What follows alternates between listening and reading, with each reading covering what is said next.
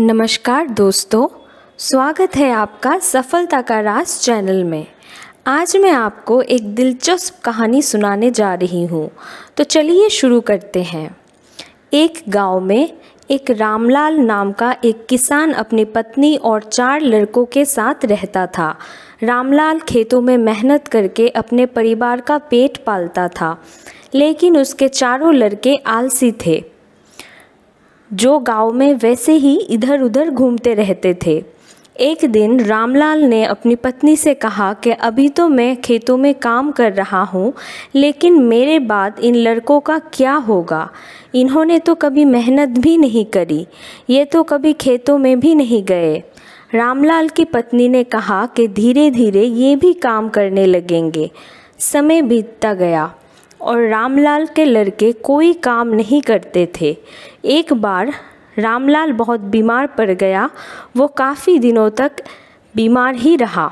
उसने अपनी पत्नी को कहा कि वो चारों लड़कों को बुलाकर लाए। उसकी पत्नी चारों लड़कों को बुलाकर लाई।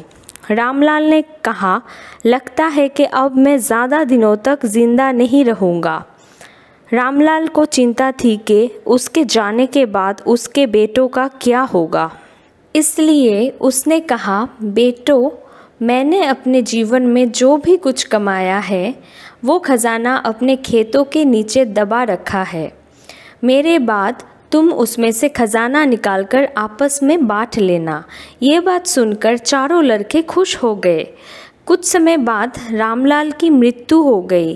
रामलाल की मृत्यु के कुछ दिनों के बाद उसके लड़के खेत में दबा खजाना निकालने गए।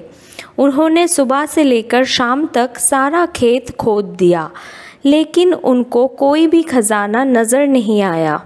लड़के घर आकर अपनी माँ से बोले, माँ, पिताजी ने हमसे झूठ बोला था, उस खेत में हमें कोई खजाना नहीं मिला। उसकी माँ ने बताया कि तुम्हारे पिताजी ने जीवन में यही घर और खेत ही कमाया है, लेकिन अब तुमने खेत खोद ही दिया है तो उसमें बीज भी बो दो। इसके बाद लड़कों ने बीज बोए और माँ के कहे अनुसार उसमें पानी देते गए। कुछ समय बाद फसल पककर तैयार हो गई। उसको बेचकर लड़कों को अच्छा मुनाफा हुआ, जिसे लेकर वो अपनी माँ के पास पहुँचे। माँ ने कहा कि तुम्हारी मेहनत ही असली खजाना है, यही तुम्हारे पिताजी तुमको समझाना चाहते थे। तो दोस्तों, इस कहानी से हमें ये सीख मिलती है कि हमें आलस्य को त्याग कर मेहनत करना चाहिए। मेहनत ही इंसान की असली दौलत है।